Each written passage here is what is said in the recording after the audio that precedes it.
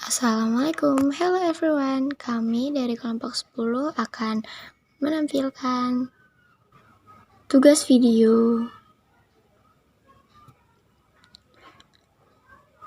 Anggota Durotun Nasiha, Dewi Astuti, Arsel Mezaldi, dan Rafael Fernando. 3, 2, 1, start. Kesultanan Banjar. Latar belakang Kesultanan Banjar. Berdirinya Kesultanan Banjar diawali dengan drama perebutan tanah antara anggota kerajaan negara Daha yang saat itu dipimpin oleh Maharaja Sukarama. Sebelum wafat, Maharaja Sukarama berwasiat agar kelak menggantinya adalah Raden Samudra.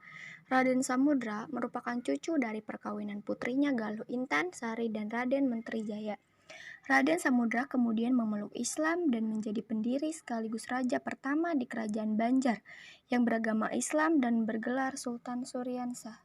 Letak geografis Kesultanan Banjar. Secara geografis, kerajaan Banjar berada di Provinsi Kalimantan Selatan dengan luas wilayah yang membentang dari Tanjung Sambar hingga Tanjung Aru.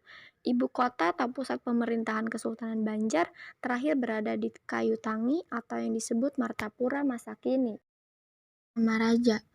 1. Sultan Suryansah, 2. Sultan Rahmatullah, 3. Sultan Hidayatullah, 4. Sultan Mustain Billah, 5. Sultan Inayatullah, 6. Sultan Saidullah, 7. Sultan Riayatullah atau Adipati Halid, 8. Sultan Amirullah Bagus Kesuma, 9. Sultan Agung atau Pangeran Suryanata II, 10. Sultan Amarullah Bagus Kesuma, 11. Sultan Tahmidullah I, 12. Panembahan Kusuma Dilaga, 13. Sultan Hamidullah atau Sultan Kuning, 14. Sultan Tamjidullah I, 15. Sultan Muhammadillah, 16. Sultan Tahmidullah II atau Sultan Nata Alam, 17. Sultan Sulaiman Al-Mutamidullah, 18. Sultan Adam Al-Watsik Billah, 19.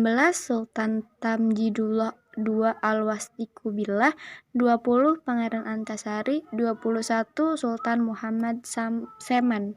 Peristiwa penting Kesultanan Banjar. Perang Banjar atau Perang Banjar Barito atau Perang Kalimantan Selatan adalah perang perlawanan terhadap penjajahan kolonial Belanda di Kerajaan Banjar yang berlangsung hampir setengah abad 1859 sampai 1906, sehingga menjadikannya perang terlama di Nusantara.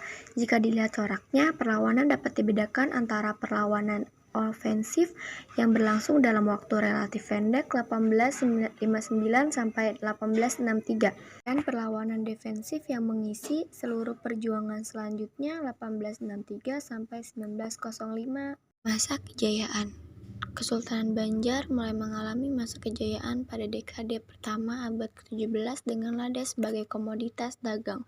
Secara praktis, Barat Daya, Tenggara dan Timur Pulau Kalimantan membayar upeti pada Kerajaan Banjarmasin. Masa kejayaan Kerajaan Banjarmasin ini diketahui berlangsung pada masa pemerintahan Sultan Mustain Billah 1695 sampai 1638 Masehi. Kerajaan Banjarmasin mengalami masa kejayaan pada dekade pertama abad ke-17 Masehi dengan lada sebagai komoditas dagang.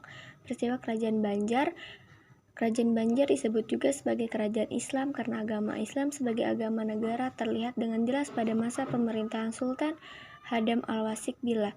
Namun sayangnya Kesultanan Banjar atau Kerajaan Banjar telah sekian lama tak terangkat ke permukaan. Hal ini bisa jadi konon karena kesultanan ini perang melawan kolonial pada 1857 sehingga kerajaannya di bumi dihanguskan oleh Belanda. Keruntuhan Kesultanan Banjar mengalami kemunduran karena intervensi pemerintah kolonial Belanda.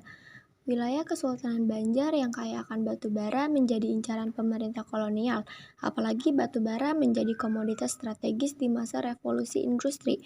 Kemunduran Kerajaan Banjar mulai bisa dirasakan saat kerajaan tersebut terancam diserang oleh Kerajaan Mataram Islam. Akan tetapi hal ini bisa diredakan dengan adanya perjanjian damai tahun 1637. Adanya polemik dengan Foch atau Belanda membuat Kerajaan Banjar kian terpuruk. Kemudian di tahun 1860 Kerajaan Banjar dihapuskan dan digantikan dengan Komisi Kerajaan yang berada di bawah pengawasan Belanda.